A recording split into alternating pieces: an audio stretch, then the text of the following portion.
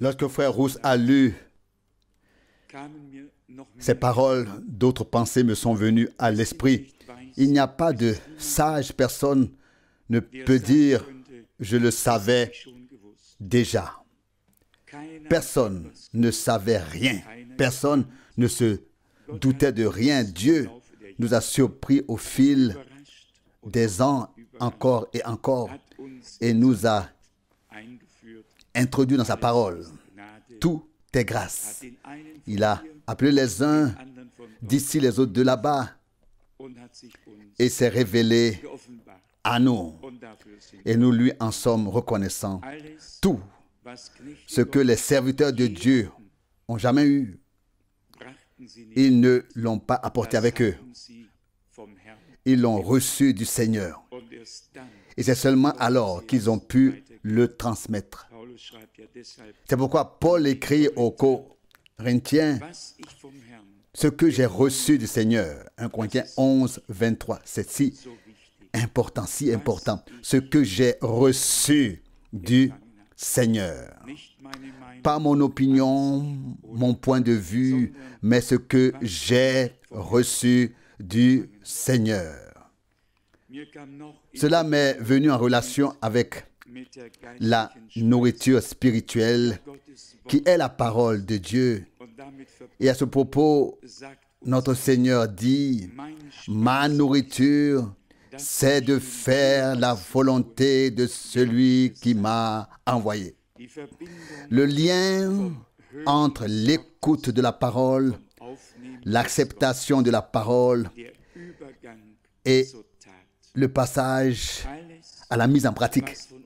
Tout ce qui était écrit de notre Seigneur s'est accompli par lui, est devenu réalité. Et c'est pourquoi ces deux passages se trouvent justement l'un à côté de l'autre. Dans l'un, l'homme ne vit pas de pain seulement, mais de toute parole qui sort de la bouche de Dieu. Et puis, l'autre passage dans l'évangile de Jean, « J'ai une nourriture que vous ne connaissez pas. » Jean 4, 32. « Ma nourriture, c'est de faire la volonté de celui qui m'a envoyé. » Donc, écouter la parole de Dieu comme une promesse, y croire, puis donner à Dieu la possibilité de mettre en œuvre la parole de la promesse. Et cela se produit lorsque nous faisons la volonté de Dieu. Il ne suffit pas de prier que ta volonté soit faite sur la terre comme au ciel, mais il faut réellement s'inscrire dans la volonté de Dieu, y être introduit.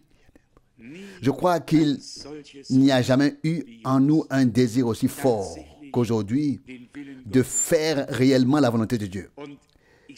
Et je le dis franchement et ouvertement, cela implique chaque parole. Chaque parole. De faire, de faire, de faire. Quelqu'un m'a dit un jour,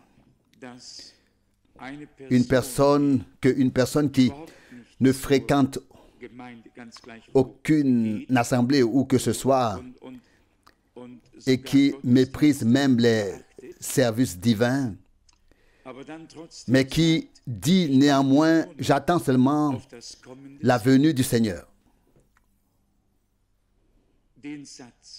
On pourrait s'épargner cette phrase.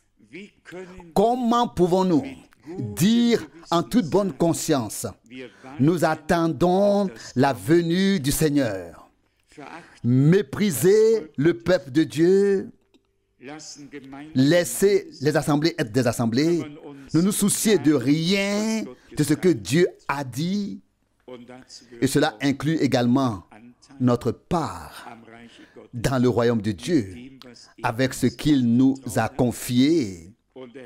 Et il dit dans sa parole, tout le peuple est trompeur. Il me demande, où Ô Seigneur, en quoi t'avons-nous trompé? Malachie 3, verset 9, 3, verset 8. Vous pouvez le lire. Et puis, l'Écriture dit dans l'Épître aux Hébreux, chapitre 10, verset 25, ne quittez pas vos assemblées, n'abandonnez pas vos assemblées, d'autant plus que vous savez que le jour du retour du Christ approche. Et puis, ce contraste total avec la parole de Dieu. Ensuite, dire, oui, j'attends seulement la venue du Seigneur. Je vous donne la garantie, ce n'est pas ainsi qu'on peut attendre. Celui qui attend ainsi attend à 100% en vain. Ne croyez pas que Dieu se laisse moquer. Ne croyez pas que Dieu regarde sa parole être foulée aux pieds et dit ensuite, tu as bien fait. Va maintenant à la joie. Entre maintenant à la joie de ton Seigneur, je me sens bien ici. Pas notre Dieu. Notre Dieu a laissé une parole que nous devons respecter en tout point. Et aujourd'hui, j'ai versé des larmes. J'étais un peu gêné en dictant les lettres, mais une lettre est arrivée d'Australie avec 3 chèques. Et je connais ces gens. J'ai prêché là-bas. J'ai rendu visite à la famille et il leur tient à cœur que l'œuvre de Dieu soit répandue et accomplie dans le monde entier. Et ils envoient leurs dîmes. Et il y avait un chèque de 15 marques allemands. Et cet argent, c'était les 2 petits-enfants. Je ne sais plus exactement quel âge ils ont, qu'ils avaient économisé de leur argent de poche. Et en tout cas, l'un des enfants sait écrire. Attendez, celui-là doit avoir environ 11 ans ou 11 ou 12 ans. Et il écrit tout simplement, voici la dîme de nous, les enfants, sur l'argent que nos parents nous ont donné. Et croyez-moi, j'en ai eu les larmes aux yeux. Vous pouvez me croire. Il y a là un chèque de 15 marques allemands de la part d'enfants qui n'ont peut-être pas encore connu la conversion, mais qui en ont entendu parler par leurs parents. Et puis, il y a des adultes qui se moquent de chaque parole de Dieu avec arrogance, sans savoir que c'est le même esprit antichrist qui s'élève contre tout ce qui concerne Dieu, le service divin et la parole de Dieu. Croyez-moi, cet esprit n'est pas seulement à Rome, il est partout, partout où les gens ne respectent pas la parole du Seigneur. Je tiens à vous le dire à tous. Et vous savez très bien qu'ici, on ne parle jamais d'argent. Mais cela fait partie de la vie, Cela en fait partie. Si ce n'est pas vrai, si nous ne pouvons pas être fidèles dans les petites choses, comment pouvons-nous être fidèles dans les grandes? Voulons-nous vraiment tout ce que Dieu demande de nous? Je me souviens encore d'un homme qui disait, oui, frère Franck, mais si jamais je perdais mon travail et que je ne pouvais plus payer, que ferais-tu? Je lui réponds, mon frère, tais-toi. Tu parles dans l'incrédulité. Tu as encore du travail et tu peux. Remercie Dieu et avance dans la foi. Il y a des gens qui ont une attitude directement pessimiste envers la vie et tout ce qui s'y rapporte. Nous voulons aller de l'avant avec notre Dieu, faire ce que nous pouvons, quoi qu'il arrive, non seulement dans les bons jours, mais aussi dans les mauvais jours, non seulement dans les hauts, mais aussi dans les bas. Nous voulons remercier le Seigneur et le suivre fidèlement. D'ailleurs, nous avons reçu de bonnes nouvelles des réunions en particulier de la sœur de Düsseldorf, la sœur d'Haïti, qui m'a appelé hier et m'a dit, frère Franck, je suis folle de joie. Je pensais que c'était à moi de chercher, mais c'est Dieu qui m'a cherché. Dieu m'a trouvé. Et elle a rendu un tel témoignage. C'était tout simplement formidable. Et puis, elle a ajouté, je ne savais pas qu'il y avait autant de prédications de frère Branham. Et elle a dit dans son bel allemand, je ne fais que manger, manger et manger. Il faut devenir comme les enfants. Et alors, tout va bien, tout va bien, tout va bien. Mais elle dit, en mangeant, je suis tombé sur un passage dans le livre des Sceaux et que je ne peux pas avaler. Et puis, vous comprenez, elle a dit, peux-tu m'aider, frère Franck? Oui, j'ai dit, oui, avec l'aide de Dieu. Oui, elle dit, il est écrit ici qu'il n'y a pas d'enfer éternel. Oh, je lui ai dit, mais ça, tu n'as pas besoin d'avaler ça. Et je lui ai expliqué cela très gentiment. Oh, dit-elle, mon Dieu, comme je suis reconnaissante. Oui, parfois, quelques mots suffisent. Quelques mots suffisent. Et tout est clair, tout est réglé. Je vous le dis, Dieu aide ceux qui sont vraiment sincères. Même si parfois ils ne peuvent pas avaler quelque chose, ils savent où trouver une réponse. Et cette réponse se trouve toujours auprès de Dieu. Et parfois, il a aussi des personnes par lesquelles il peut parler. Dieu ne parle pas toujours lui-même. Il a aussi parfois des personnes par lesquelles il parle. C'est beau. Et c'est ce qu'il y a de bien quand on le voit. Puis, frère Kupfer m'a appelé, des appels et des messages venaient de partout pour dire que tous avaient été bénis. Il y avait même une sœur, je crois, qui m'a dit qu'elle avait été guérie. Puis j'ai encore entendu ici par sœur Jesensky que Dieu avait également fait de grandes choses chez vous. Nous nous réjouissons sincèrement de tout ce que Dieu fait. Il ne doit pas seulement être écrit ici au-dessus de nous. Hébreux 13, 8. Jésus-Christ est le même hier, aujourd'hui et éternellement. Cela doit se produire ici, parmi nous, qu'il se révèle être le même. Et plus nous pouvons détourner notre regard de nous-mêmes et faire confiance au Seigneur, puis plus il pourra agir. N'avez-vous pas aussi partagé la joie des frères et sœurs belges? L'un des frères a baptisé 21 personnes. L'autre en a baptisé 8 ou 10. Et pourtant, il y a peu de temps encore, tout allait de travers. Et là aussi, Dieu, là-bas, Dieu arrange les choses très bien comme il se doit. Je crois que tout finira par s'éteindre, mais l'œuvre de Dieu devra simplement tenir bon jusqu'à la fin. Pas pour nous, pas à cause de nous, non, pas à cause de nous. Qui sommes-nous? Mais pour l'amour de la parole, pour l'amour de la grâce dans laquelle nous avons mis notre...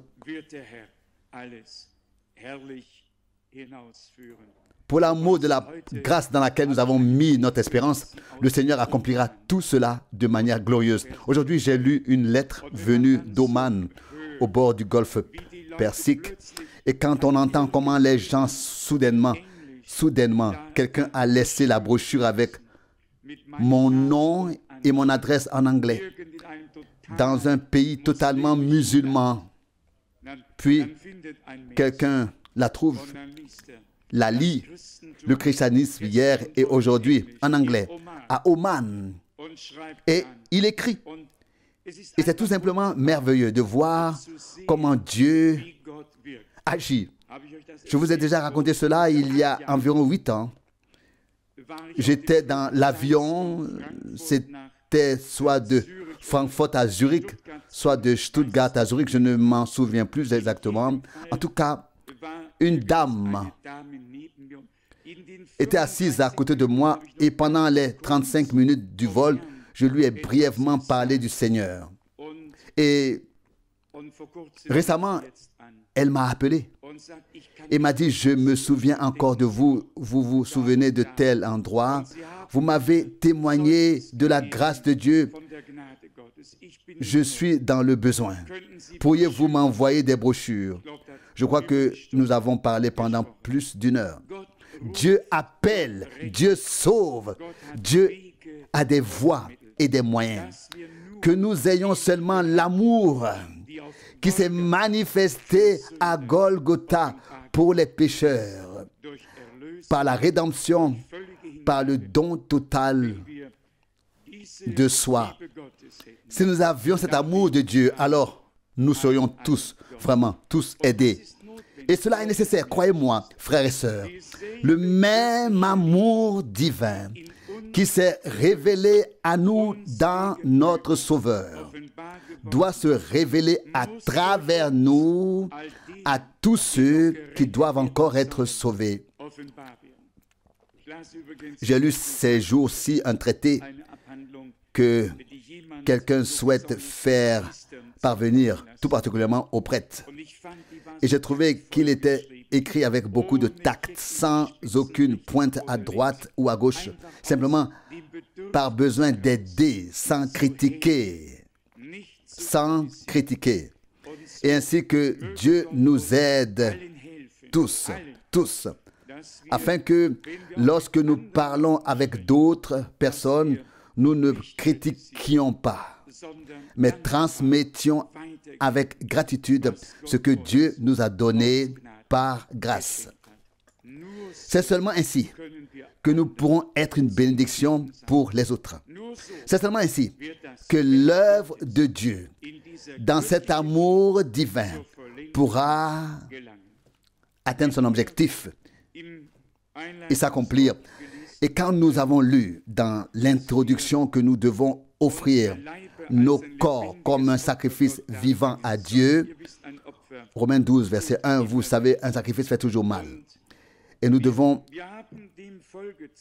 obéir, car cela ne peut se faire sans cela. Ici, dans Romains 12, nous avons lu, verset 1, « Je vous exhorte donc, frères, par la miséricorde de Dieu. » Sur quoi tout cela est-il fondé? Sur la grâce, sur la miséricorde, sur ce que Dieu nous a accordé, pas sur ce que nous pouvons lui apporter. Nous lui apportons une vie maladroite et inapte. Et s'il arrive qu'il puisse faire quelque chose de nous, c'est qu'il a d'abord brisé l'ancien vase, l'a placé sur le tour du potier et en a formé un nouveau. Si nous brisons un vase, il ne redeviendra jamais malléable. Nous ne pourrons plus jamais le modeler, nous pouvons le jeter, il restera toujours vieux et cassé. Mais avec le Seigneur, c'est différent. Il peut prendre la même matière et en former un nouveau vase à sa gloire, sans qu'il reste de débris, sans qu'il reste de fragments. Tel est l'amour et le pouvoir de notre Dieu. Offrez vos corps comme un sacrifice vivant, saint et agréable à Dieu. Ce sera votre service divin raisonnable.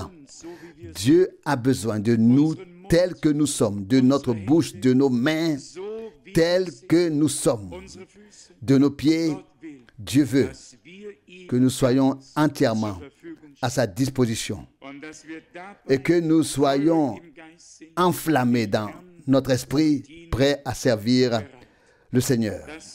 Cela doit simplement devenir ainsi si ce n'est pas encore le cas. Et évidemment, aussi honnête que nous soyons, nous constatons que ce n'est pas encore tout à fait comme cela devrait être. Mais nous veillons tout autant à ne pas apporter de feu étranger sur l'autel de Dieu ou à ne pas mettre nous-mêmes quelque chose en mouvement et à faire un feu de paille. Nous n'avons pas besoin d'un feu de paille. Nous avons besoin du feu de Dieu, du feu de l'Esprit. Nous avons besoin de l'huile de l'Esprit pour que nos lampes brûlent, que la mèche qui fume ne s'éteigne pas et que le conduit plié ne se brise pas, mais que le Seigneur redresse et aide. Le verset 2, ne conformez pas votre manière de vivre à celle du siècle présent, mais soyez transformés par le renouvellement de vos sens afin d'acquérir un jugement sûr. Avant de continuer, afin que vous puissiez discerner rien d'incertain, ne pas tâtonner et sentir, mais afin d'acquérir un jugement sûr sur ce qu'est la volonté de Dieu, à savoir, et c'est seulement ainsi que nous parvenons à un jugement réel de la volonté de Dieu. À quoi cela nous servirait-il de prêcher à ce sujet sans savoir quelle est la volonté de Dieu? J'ai récemment entendu le témoignage d'un pasteur qui disait être devenu croyant et il parle de la volonté de Dieu. Certainement pendant environ 90 minutes, 90 minutes, peut-être un peu exagéré, peut-être 70 ou bien 70. Mais quoi qu'il en soit, à la fin de toute sa prédication, il n'avait pas dit une seule phrase sur la volonté de Dieu. On peut être théologien, philosophe, on peut tout dire sur la volonté de Dieu sans la connaître. Sans la connaître. Qui était-ce? Je crois que Frère Rousse a également lu ce passage dans Hébreux 10, verset 7. Je suis venu pour faire ta volonté. Il est écrit de moi dans le livre. C'est dans le rouleau. C'est ainsi que cela a commencé. Je suis venu pour faire ta volonté. Nous avons souligné ici que le début du Nouveau Testament était en effet placé sous la réalisation de la volonté de Dieu. C'était la volonté de Dieu que les hommes soient sauvés, qu'ils soient béatifiés. C'était la volonté de Dieu que le chemin soit préparé pour le Seigneur. La volonté de Dieu que le salut et la rédemption soient accordés. La volonté de Dieu s'est manifestée en toutes choses. C'est maintenant à notre tour. Dieu veut maintenant nous parler. Mais soyez honnêtes. Dieu ne veut-il pas, à travers toutes ces paroles, que nous connaissions sa volonté parfaite? C'est pourquoi c'est peut-être raison qu'il nous parle, afin que nous connaissions sa volonté. Et ici, il est écrit, Romains 12, verset 2. Mais soyez transformés par le renouvellement de vos sens. L'ancienne mentalité, les vieilles pensées, tout cela va dans l'ancienne direction. Une nouvelle mentalité, un nouveau cœur, un nouveau sens, un nouvel esprit doivent venir à nous. Et puis la cause, la raison en est la suivante. Afin que vous puissiez, afin d'acquérir un jugement sûr sur ce qu'est la volonté de Dieu, à savoir celle qui est bonne, agréable et parfaite. Ce qui est bon sera rapidement agréable et ce qui est agréable sera rapidement parfait. Tout va dans la même direction. Le bien, il est écrit, Tout don parfait vient du Père des Lumières. Jacques 1, 17. Et quand Dieu donne quelque chose, c'est bon. Notre Seigneur lui-même dit, si vous qui êtes mauvais, vous savez donner de bonnes choses à vos enfants. Luc 13, verset 11. À combien plus forte raison votre Père Céleste donnera-t-il de bonnes choses à ceux qui croient en lui? Nous pouvons donc compter sur Dieu pour nous donner de reconnaître sa volonté et ensuite le bien, ce qui est agréable et parfait. Aussi, le troisième verset ne devrait pas non plus être difficile à comprendre et à classer correctement. Romains 12, verset 3. Ainsi donc, en vertu de la grâce qui m'a été accordée, je demande à chacun de vous de ne pas avoir de lui-même une plus haute opinion qu'il ne convient. Quelqu'un a dit récemment, frère Franck, j'ai vraiment peur des personnes spirituelles. Et sur le moment, j'ai été effrayé et j'ai pensé, où cela va-t-on nous mener? Mais il existe effectivement des personnes qui sont tellement spirituelles, mais tellement désagréables qu'il est impossible de s'entendre avec elles. Nous pouvons très bien nous passer d'une telle spiritualité. Dois-je vous dire qui sont les véritables personnes spirituelles? Les croyants les plus naturels sont les plus spirituels.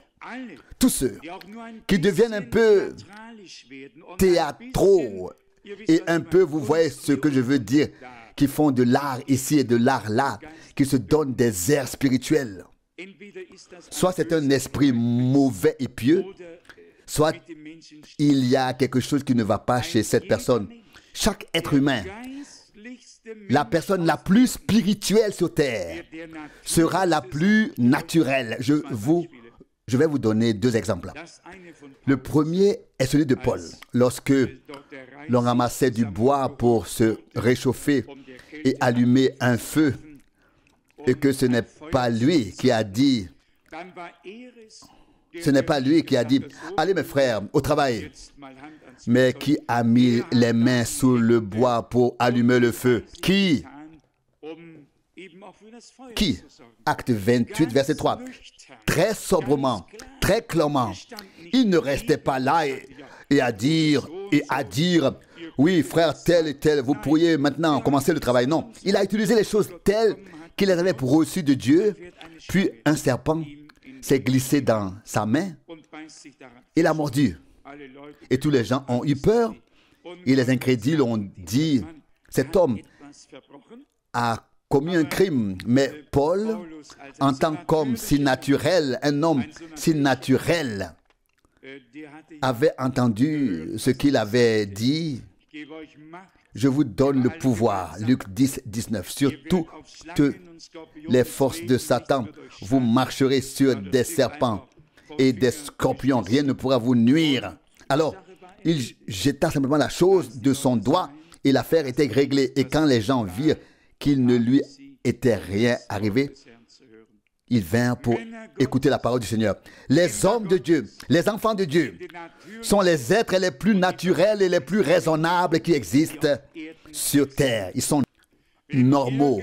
Si quelqu'un commence à délirer, il faut dire comme Maudit a dit, Seigneur, soit tu me donnes le pouvoir de chasser les démons, soit j'utilise mon propre pouvoir et je chasse ces gens. Oui, c'était comme ça. C'était comme ça. Il a vu la détresse qui survient lorsque les gens ne restent plus naturels.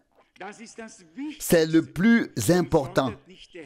Et n'est-ce pas précisément ce que le Seigneur nous demande à nous qui vivons dans les derniers jours? Soyez sobres, veillez, priez.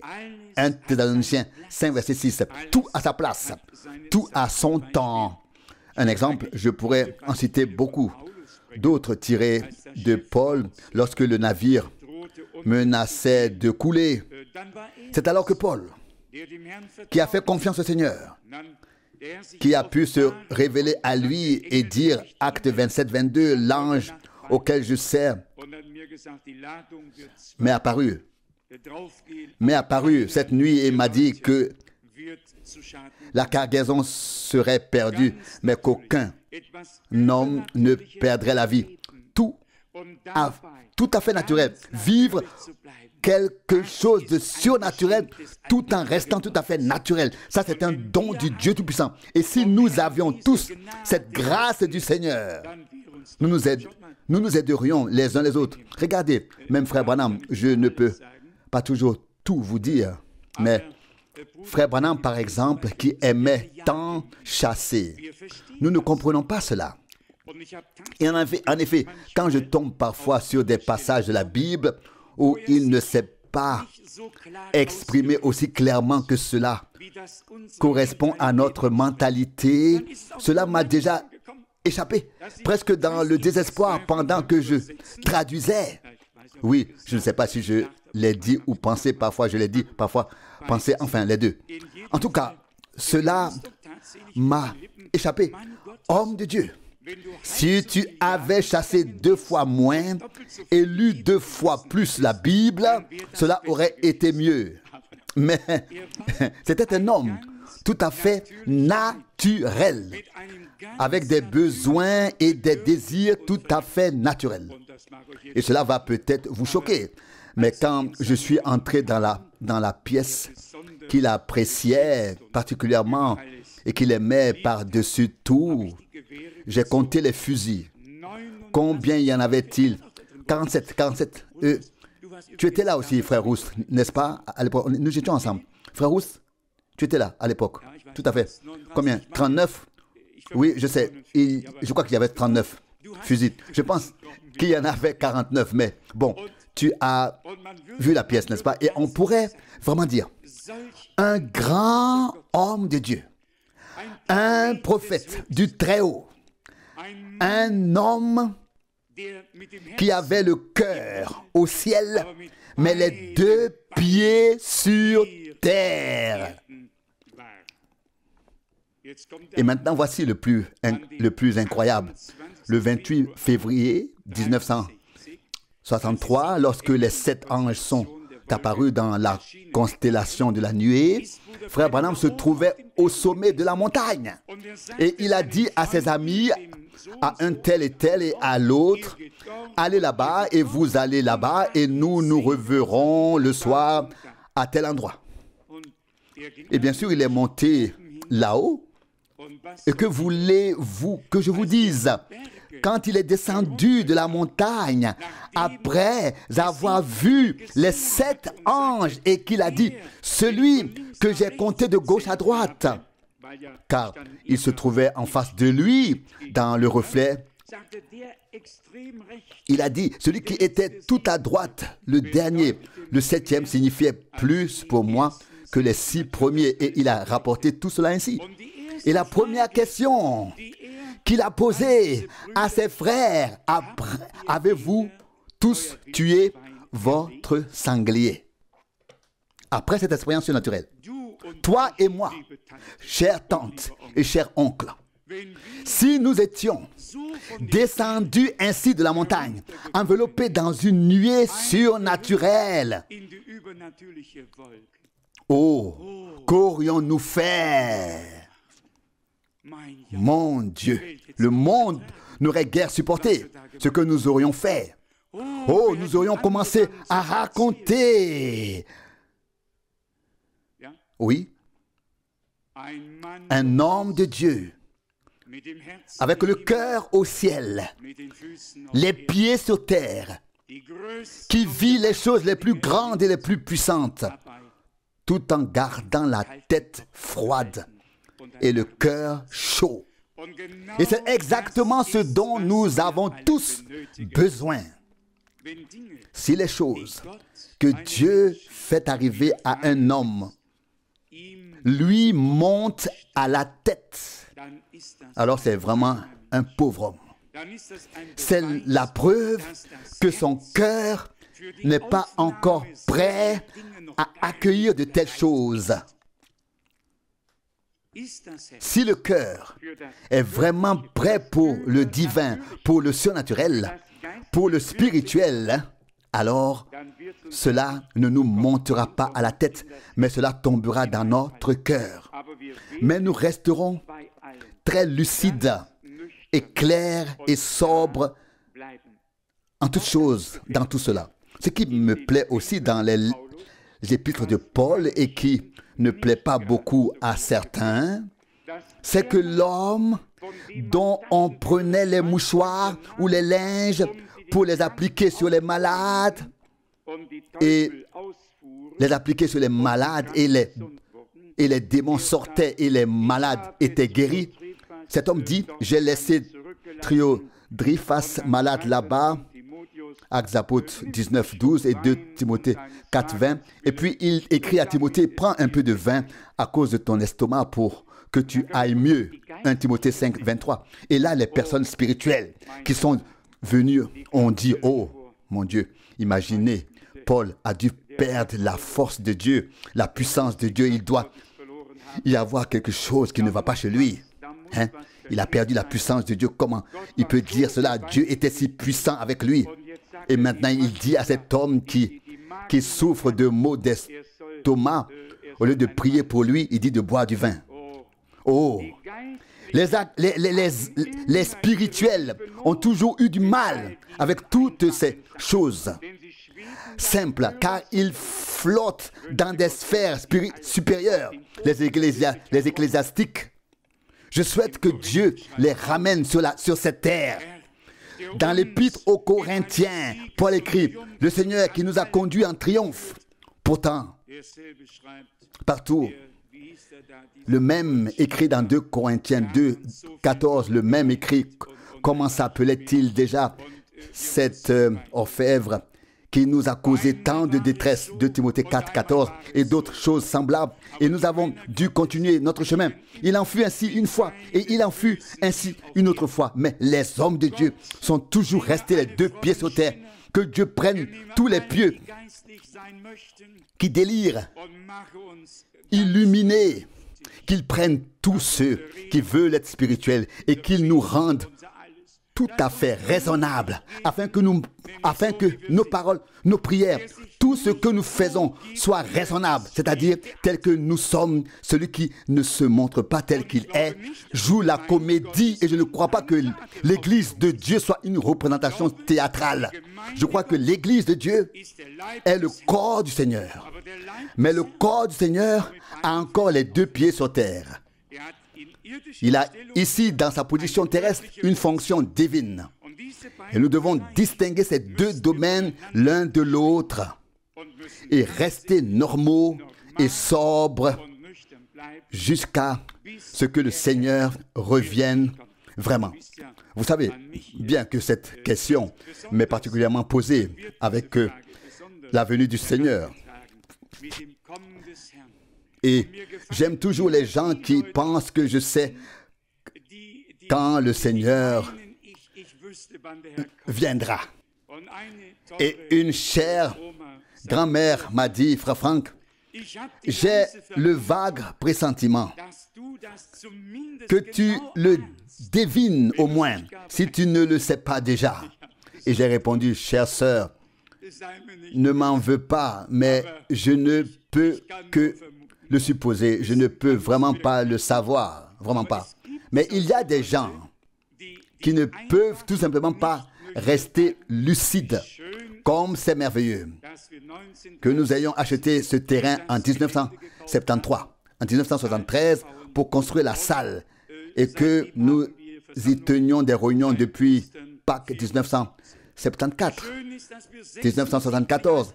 Comme c'est merveilleux qu'en 1976, en 1976, alors que tout le monde disait que tout sera fini en 1977, en 1977, nous ayons acheté le terrain et puis accueillir des gens qui sont tous heureux de venir et d'être accueillis. Un frère qui était ici pour la première ou la deuxième fois a dit, frère Franck, je connais toutes les associations religieuses, même celles qui organisent des conférences, etc. Mais il a ajouté, il n'y a rien de tel dans tout le pays, comme ici, chez vous. Il a dit, je dois te le dire, nous nous sentons bien ici. Et j'ai répondu, c'est ainsi que cela doit être, que les gens se sentent bien en présence de Dieu. Et nous devons tous y contribuer. Qui parmi vous souhaite être et rester un enfant de Dieu, sobre, jusqu'à la fin, Vraiment, vraiment, renoncer à tout ce qui est artificiel, tout ce qui est fait, non seulement en le dénonçant, mais en le mettant simplement de côté. Et chacun se montre tel qu'il est, et personne ne se méprend plus sur quoi que ce soit. Si vous vous méprenez sur quelque chose, vous savez exactement qu'il s'agit seulement d'un malentendu. Oui, ce n'était pas du tout ce que je voulais dire. Eh bien, si c'était un malentendu, alors c'est un malentendu. Alors laissons cela là où c'est et n'en parlons plus. Il y a des gens qui s'encombrent de choses inutiles, se plaignent et se plaignent des autres, passent leur vie à clarifier les choses en disant « Oh, il y a quelque chose qui n'est pas clair. » Et je vous dis que plus on veut clarifier les choses, plus tout devient flou. Et comme le dit le proverbe, on finit par éliminer même les dernières certitudes. Même les dernières choses qui étaient claires. Et cela n'est pas nécessaire. Imaginez que nous soyons tous devant le Seigneur, comme il se doit. Et aussi les uns envers les autres, tels que nous sommes. Chacun envers chacun. Oh, qu'en serait-il? Il y aurait une harmonie céleste ici déjà, ici-bas. Ce serait déjà le ciel sur terre. Et Dieu se sentirait bien et nous bénirait. Revenons à cette parole que nous avons lue ici, Romains 12, verset 3. Je demande à chacun de s'appliquer plutôt à une prudente estimation de soi-même, selon la mesure de foi que Dieu a assignée à chacun. Et je crois, comme je viens de le dire, que cela ne nous est pas difficile. Il est ensuite dit ici, selon la mesure de foi que Dieu a assignée à chacun. Selon la mesure de foi. Cela a un rapport à la mesure de la foi. Je peux vous dire qui sont ceux qui se surestiment le plus. Ceux qui manquent totalement de foi se surestiment au-delà de toute mesure. Mais ceux qui ont la foi ne se surestiment pas. Ils sont estimés par Dieu. Ils sont estimés comme tout le monde devrait l'être. Vous voyez ce que je veux dire. Il est en effet écrit ici, Romains 12, verset 3, je demande à chacun de vous de ne pas avoir de lui-même une plus haute opinion qu'il ne convient, mais de s'appliquer à une prudente estimation de soi-même selon la mesure de foi. Donc, plus notre foi est grande, plus nous reconnaissons que la foi elle-même est un don de Dieu et que nous n'avons rien apporté de nous-mêmes pour déraciner les arbres. Éphésiens 2, verset 8. Non, tout était un don de Dieu qui fait tout en tous. Il est dit plus loin, selon la mesure de la foi que Dieu a assigné à chacun. La fin du verset 3 de Romains 12, Dieu attribue une mesure de foi selon les besoins, selon les tâches, selon les nécessités. Il donne la foi nécessaire pour accomplir ce qui sera fait plus tard. Il est dit au verset 4, en effet, de même que nous avons tous dans un même corps plusieurs membres, mais que les membres n'ont pas tous la même fonction. Verset 5, ainsi malgré notre multitude, nous formons un seul corps en Christ, mais nous sommes par rapport aux autres membres les uns des autres. Il y a donc plusieurs membres, un seul corps, assemblés par le Seigneur. Et puis au verset 6, il est écrit, verset 6, mais de telle sorte que nous possédons des dons de la grâce. Soit les dons sont désignés comme des dons de l'esprit et le lien avec l'esprit est alors établi. Ce ne sont donc pas nos dons dont nous disposons, mais les dons de l'esprit que l'esprit veut, mettre en œuvre selon la volonté de Dieu et conformément à la parole de Dieu, ou bien ils sont désignés comme des dons de grâce qui nous sont accordés par grâce. Et où est alors la vantardise? Qui veut se vanter? Que celui qui veut se glorifie dans le Seigneur en disant: c'est grâce à lui le Seigneur que je suis fidèle et miséricordieux. Miséricordieux. 1 Corinthiens 1, 31. Donc, nous formons un seul corps. Nous sommes membres les uns des autres, mais de telle manière que nous possédons des dons de grâce. Savez-vous? Et je le dis aujourd'hui très librement et ouvertement, pourquoi nous hésitons à prier pour le baptême du Saint-Esprit? Le savez-vous? Le savez-vous? Uniquement par crainte que les gens se laissent aller, qu'ils perdent la vue d'ensemble et qu'ils pensent: maintenant il faut encore ceci et cela et nous devons encore montrer ceci et cela pour que les autres voient aussi ce qui s'est passé. Si nous en arrivons au point où nous n'avons plus notre propre opinion, où nous ne pensons plus, si le frère impose maintenant ses mains avec force, alors cela se produira. Mais s'il n'impose qu'une seule main, alors j'ai des doutes. Vous n'imaginez pas combien il y a de gens qui ont leur propre imagination. Et puis ils viennent et repartent. Et il ne se passe rien. Si vous me donnez la certitude que personne ne va commencer à délirer, que personne ne va se comporter de manière inappropriée, que personne ne va se laisser emporter ou partir et que tout le monde va rester normal, alors je vous dirai que j'ai la foi, que Jésus-Christ est encore le même aujourd'hui et que c'est lui qui baptise véritablement d'esprit et de feu. Mais il ne nous rend pas fous ou confus, il nous rend normaux et sobres. C'est cette certitude dont nous avons besoin. Mais c'est vraiment, je ne veux pas dire cela par incrédulité, mais le passé l'a vraiment enseigné. Et je veux dire, quelqu'un l'a dit et a souligné que frère Branham, par exemple, comme vous l'avez remarqué dans le film, dit: maintenant, je prends sous mon contrôle tous les esprits qui sont ici pour la gloire de Dieu, au nom de Jésus. Il y a en effet beaucoup d'esprits qui tourbillonnent autour de nous. S'ils étaient allés directement en enfer, nous serions tous mieux lotis. Mais ils sont dans les airs et exercent leur influence et tout ce qui va avec, principalement sur les croyants. Alors de quoi avons-nous besoin? Nous avons besoin de sobriété.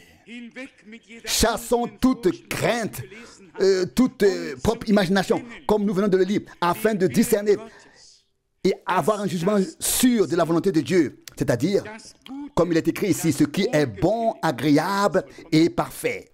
Romains 12, verset 2. Ce qui est bon est agréable. Ce qui est agréable est parfait. Cela vient de Dieu. Mais nous sommes encore ici sur terre. Et tout comme nous sommes restés normaux lors de la plus grande révélation du Seigneur, il devrait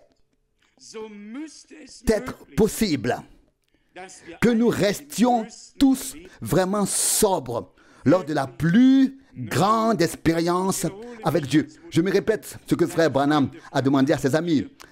Avez-vous abattu le gibier après être descendu de la montagne? Et il ne parlait pas de la chose formidable qu'il avait vue et entendue là-bas. Les gens qui vivent quelque chose avec Dieu restent sobres, restent lucides. Mais je vous dis aussi comment cela peut encore être. Il se peut que l'ennemi veuille ici et là faire valoir un droit sur l'âme d'un homme. Et lorsque l'Esprit de Dieu vient, il y a naturellement un combat. C'est très clair. Il y a un combat. Et alors, la victoire doit être remportée pour Dieu. Et c'est seulement ainsi que l'Esprit de Dieu aura alors pleinement autorité sur l'homme.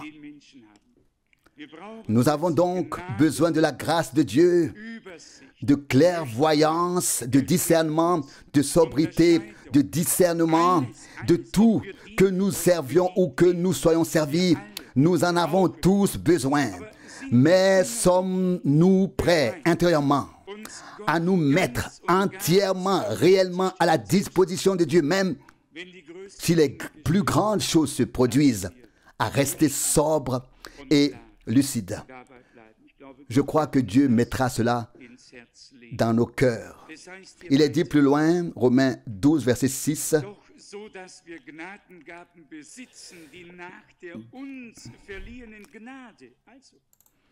mais de telle sorte que nous possédons des dons de la grâce. Donc, nous n'avons donc pas non plus apporté de nous-mêmes la grâce, la foi, la miséricorde et l'esprit. Paul écrit aux Galates et demande, Galates 3, verset 2, avez-vous reçu l'esprit par vos œuvres ou par la foi? C'est la question que pose Paul. Alors, qu'avons-nous reçu? De qui l'avons-nous reçu? Par la grâce de notre Dieu. Je vous le dis, je suis moi-même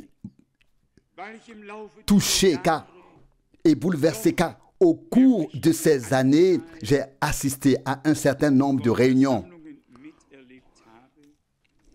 où la parole de Dieu, qui n'était pas visible auparavant, a été éclairée. Des liens, des contextes que l'on ne connaissait pas sont soudainement apparus. Comme si une main invisible avait rassemblé tout ce qui était auparavant dispersé pour former une belle image. Qui était-ce? Était-ce moi? Le savais-je? Frère Rousse dit parfois, au moins tu sais prêcher. C'est un homme humble. Je réponds, si je savais le faire, je le ferais. Vous comprenez ce que je veux dire? Non. Je suis heureux qu'il respecte son frère plus que lui-même et le considère supérieur à lui-même. Je le fais aussi. Mais personne ne peut rien faire sans que cela lui soit donné par Dieu. Il n'y a aucun être humain sur terre qui puisse s'approprier quoi que ce soit. S'il avait quelque chose, je vous le garantis, cela lui a été donné par Dieu. Est-ce vrai ou non? Chaque être humain qui a eu quelque chose de divin entre les mains, dans le cœur, dans la vie, l'a reçu de Dieu. Que ce soit un ministère, une parole, un mandat, quoi que ce soit. Si cela venait de Dieu, cela a été reçu de Dieu. Est-ce vrai ou non? Et il en sera ainsi jusqu'à la fin. De sorte qu'aucun homme ne pourra se vanter, se glorifier devant Dieu. Il est dit plus loin, verset 6, dans le verset 6, que celui donc qui possède le don de prophétie demeure en accord avec la mesure de la foi. Donc ce don aussi a été fondé sur la base de la foi. Les dons aussi doivent être fondés sur la base de la foi ou doivent être fondés sur elle, en particulier ceux qui les possèdent. Que ce soit des ministères ou des dons, c'est le même Seigneur qui agit en tous. Mais ce n'est que lorsque la foi est là que les choses peuvent bouger, que Dieu peut agir, que Dieu peut donner quelque chose. La foi doit être dans le cœur, dans l'âme, avant qu'une action, une tâche, un ministère, un don puisse avoir lieu. Et alors cela se produit en accord avec la foi selon la grâce qui nous a été accordée. Encore la grâce. Nous le chantons, grâce, la grâce, et rien de plus, rien de moins. C'était la grâce. La grâce que nous soyons sauvés. La grâce que nous puissions croire, comme le dit l'Écriture. La grâce que Dieu nous ait aidés à mettre les choses en ordre. à les classer. Vous devez vraiment écouter de temps en temps le témoignage de personnes qui viennent d'arriver parmi nous. Cela fait vraiment beaucoup de bien.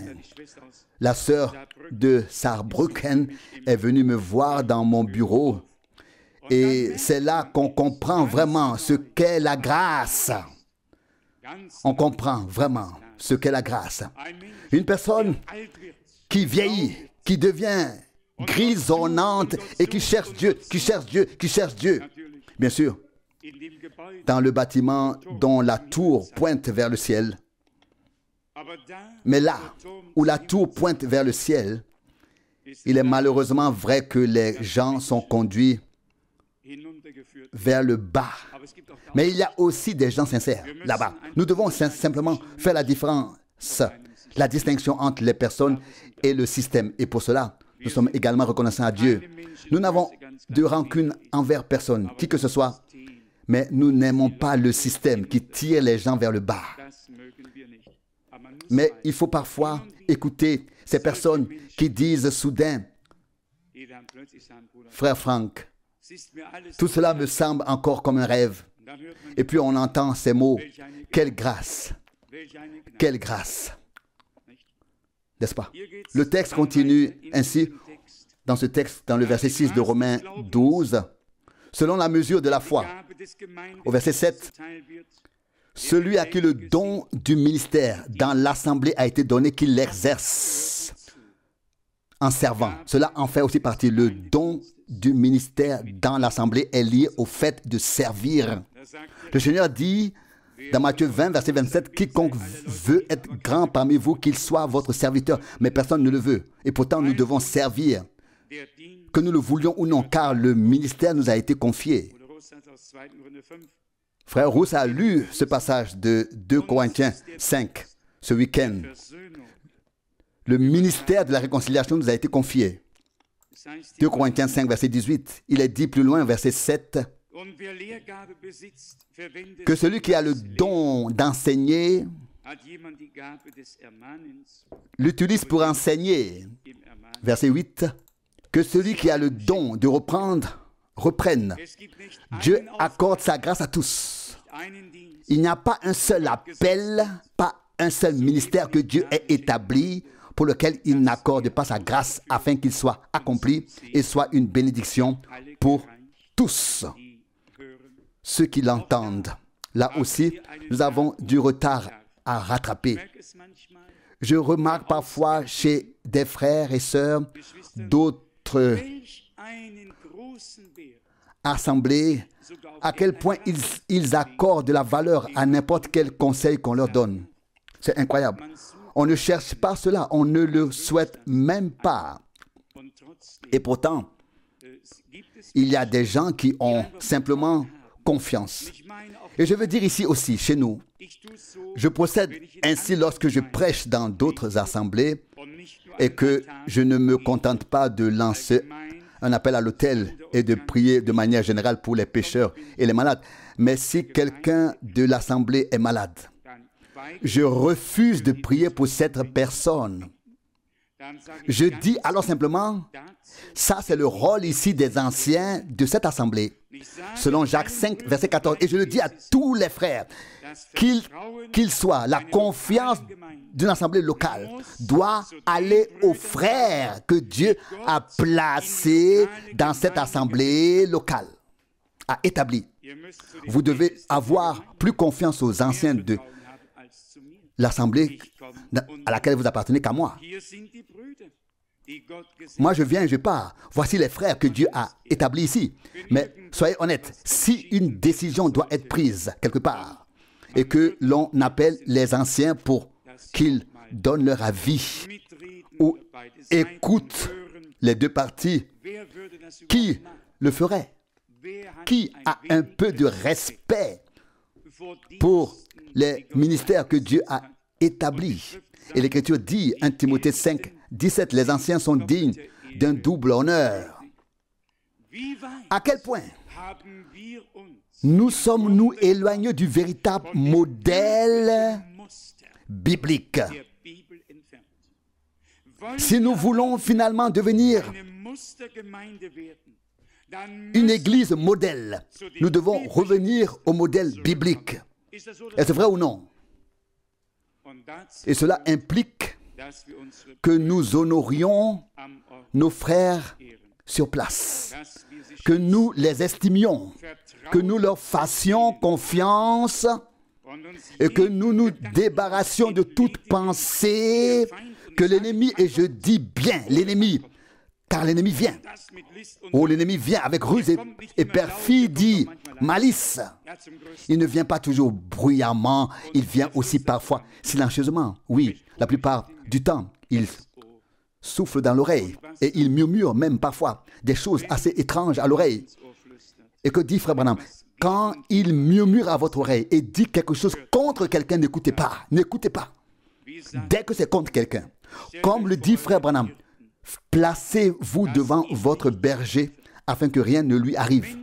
Les personnes que Dieu rassemble aujourd'hui ne sont pas un troupeau de moutons, ce sont des brebis de son pâturage, des brebis qui s'attachent les unes aux autres et qui ont entendu la voix du bon berger et qui apprécient également les bergers que Dieu a mis en place, a établis.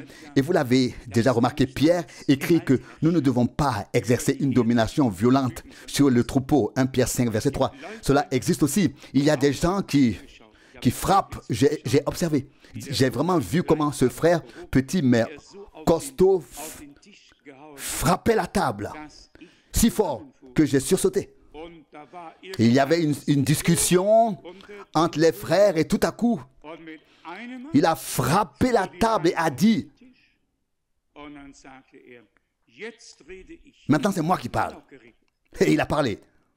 Mais nous ne sommes pas comme ça ici. Nous croyons que le Seigneur doit tout accomplir en tous et tout produire en tous. Si nous le forçons, que ce soit par la peur, que ce soit en faisant peur aux gens ou autre chose, ce n'est pas authentique. Mais si c'est Dieu qui le produit par la proclamation de la parole, alors c'est authentique et cela demeure. Donc, non pas en tant que tyran, mais en tant que serviteurs, des gens qui servent au sens même du mot, et nous voulons être reconnus comme ceux qui servent réellement le peuple de Dieu. Et cela continue au verset 9, Romains 12, que l'amour soit sincère, sans hypocrisie, ayez le mal en horreur, attachez-vous fortement au bien. Verset 10, soyez pleins de cordialité dans l'amour fraternel, dévancez-vous les uns les autres dans le respect mutuel, comme c'était toujours le cas en période de réveil. Quelle cordialité, quelle sincérité. Je dis que lorsqu'un frère, oui, nous ici, en tant que personnes âgées, nous ressentons encore cela aujourd'hui. Mais il y a 30 ans, quand le réveil était encore présent après la Seconde Guerre mondiale et que les gens criaient vers Dieu dans leur détresse spirituelle et physique. Vous savez comment c'était quand un frère embrassait un autre frère? C'était réconfortant. On sentait que cela venait du fond du cœur. Et aujourd'hui, j'espère que nos frères italiens bien-aimés ne le prendront pas mal, mais c'est parfois devenu une coutume, une habitude. On embrasse à gauche, on embrasse à droite sur la joue et je vous le dis très honnêtement, quand j'ai remarqué qu'il faisait seulement et ne m'embrassait pas, seulement du bruit comme ça, et ne m'embrassait pas, et je les regarde simplement, je leur serre un peu la main et je continue mon chemin. On est seulement en train de... Et cela arrive comme ça. On en est arrivé là. Ils regardent droit devant eux et font seulement... Puis tout continue comme avant. Et personne n'a embrassé personne en fait. Non, nous n'avons pas besoin de cela. Ce dont nous avons besoin, ce sont des choses authentiques. De bonnes choses, pas à droite ni à gauche sur la joue, mais vraiment belles, comme il se doit. Et ensuite, nous serons tous un peu plus heureux. N'est-ce pas vrai, Momo? Alors, nous serons en bonne santé. Nous remercierons le Seigneur et nous avancerons dans la foi. J'aspire à l'authenticité. Vous aussi, vraiment, à l'authenticité que seul Dieu peut donner, à l'amour sincère, sans faux semblant, sans ruse ni perfidie. pas deux visages, mais vraiment un seul. Et je ne le sais pas, mais ça me vient à l'esprit maintenant. Mais jusqu'à aujourd'hui, parmi les quelques personnes que je connais, je n'ai toujours pas appris qui a fait cela à l'époque quand j'étais dans le besoin après mon accident en Inde. Vous savez, les 16 personnes qui auraient dû mourir, moi parmi elles, jusqu'à aujourd'hui. Et puis les gens sont tous si rapides. Et cela n'a pas pris 12 heures, peut-être même pas 2.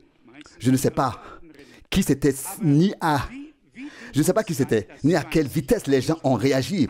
La plupart du temps, ce sont les personnes âgées qui courent encore vite. Mais quoi qu'il en soit, je ne sais pas, mais jusqu'à aujourd'hui, personne ne s'est manifesté. Et cela me semble étrange. J'aurais pensé que tout le monde savait que j'étais mort. Je suis déjà devenu une tombe à moi tout seul. Je n'en parle encore à personne. Et j'aurais vraiment espéré que les gens qui vivent ici, où il fait encore chaud, sortent et viennent peut-être ici pour chanter. Grand Dieu, nous te louons. Seigneur, nous te louons. Nous louons ta puissance. Ne loue pas et ne glorifie pas. Viens d'abord dire, c'était moi. Et ensuite, tu auras encore le temps de louer et de glorifier. Est-ce vrai ou non? L'Église du Dieu vivant est bien là pour créer la confiance. S'il n'y a pas de confiance, où pouvons-nous aller et rester? Et comme je l'ai dit, je suis en quelque sorte attristé intérieurement. Non pas que je sois curieux. Je le suis. Tous ceux qui me connaissent le savent. Je n'ai pas cette qualité. Mais je suis attristé dans mon cœur, attristé que des gens... Et à l'époque, je ne sais pas s'il y avait 30 personnes ici par rapport à aujourd'hui. Et oui. Et jusqu'à aujourd'hui, personne ne s'est manifesté. J'attends encore, je vous le garantis. Un jour, vous devrez venir. Il n'y a pas d'autre solution. On ne peut pas être à deux endroits à la fois. C'est impossible. On ne peut pas danser à deux mariages en même temps. Il faut prendre position et dire, c'est ici que je suis. Je resterai ici contre vent et marée, avec Dieu et les uns avec les autres. Comprenez-vous ce que je veux dire ce soir? Je ne sais pas. Frère Rousse a parlé tout à l'heure de reprendre. Il a parlé de la réprimande et c'est en fait son ministère. Et aujourd'hui, j'ai presque exercé une fonction qui ne m'appartient pas. Et j'ai donné quelques réprimandes ici. Mais si vous saviez comme elles viennent du fond, du plus profond de mon cœur, je ne me tiens pas ici devant vous pour crier et gesticuler. Mais j'ai tellement à cœur que nous restions fidèles à Dieu et les uns aux autres, que nous ayons confiance en Dieu et les uns en les autres, que nous vivions vraiment l'amour divin. Où devons-nous le vivre? Avec des paroles seulement quelque part? Tout le monde peut le faire. En plein air, tout le monde peut le faire. Ici, ensemble, les uns envers les autres. C'est ici que nous voulons montrer ou prouver que nous aimons le Seigneur et que nous nous aimons les uns les autres. Avec l'aide de Dieu, osons simplement dire, Seigneur, nous sommes là. Prends-nous, bénis-nous, utilise-nous, fais de nous une bénédiction pour les autres. Fais de nous ce qui te plaît. Et vous verrez qu'à partir du moment où l'air sera pur, où les cœurs seront purs et où l'Esprit de Dieu pourra agir, où chaque personne aura abandonné ces choses artificielles ou vouloir faire quelque chose, être quelque chose, etc. Et où nous serons réellement en présence de Dieu et dirons, Seigneur, je dois quand même lire ce verset et ensuite nous terminerons. C'est toujours bien quand l'horloge est éblouissante. Je ne vois jamais l'heure, mais même si l'horloge est là, mais je suis complètement ébloui par la lumière et je ne vois pas les aiguilles. Mais le temps continue de passer, il ne s'arrête pas. Merci. Il y a une parole merveilleuse dans le livre des Actes 15.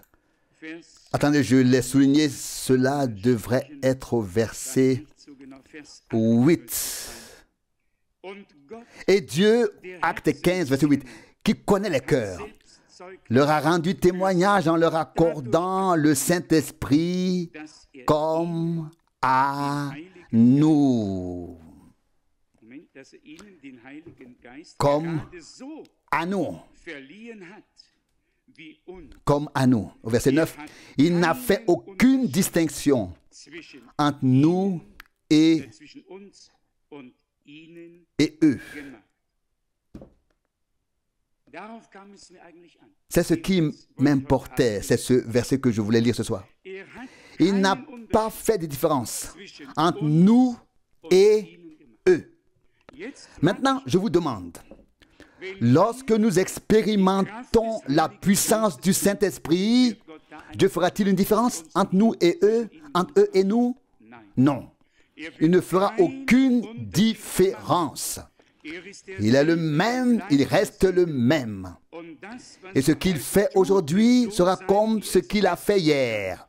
Verset 9, acte 15, il n'a fait aucune distinction entre nous et eux, en purifiant leur cœur par la foi.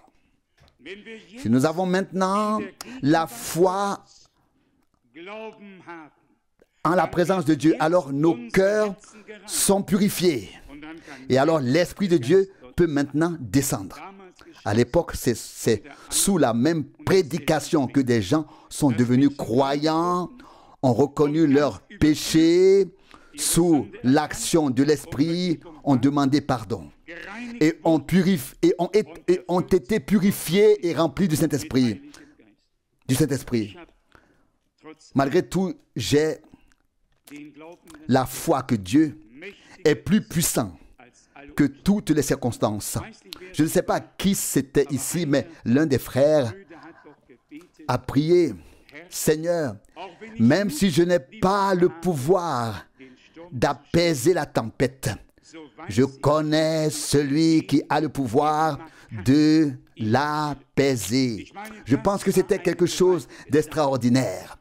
Nous pouvons parfois parler beaucoup, mais nous nous rendons compte que ce ne sont que des paroles en l'air et que les tempêtes continuent. Mais soyons humbles, comme le disait frère Branham. Si je n'ai pas la foi que Dieu accomplira ce qu'il a promis, alors je ne veux pas faire obstacle à celui qui a la foi par laquelle Dieu peut accomplir sa parole.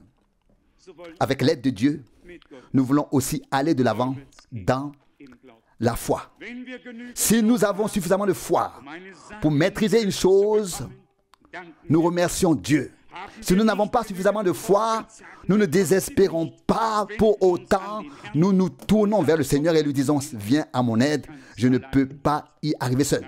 Et alors il vient, intervient, calme la tempête, les vagues s'apaisent et tout redevient comme avant. Que ces paroles pénètrent dans nos cœurs. Laissons l'Esprit de Dieu agir afin qu'elles portent des fruits pour l'éternité. Amen.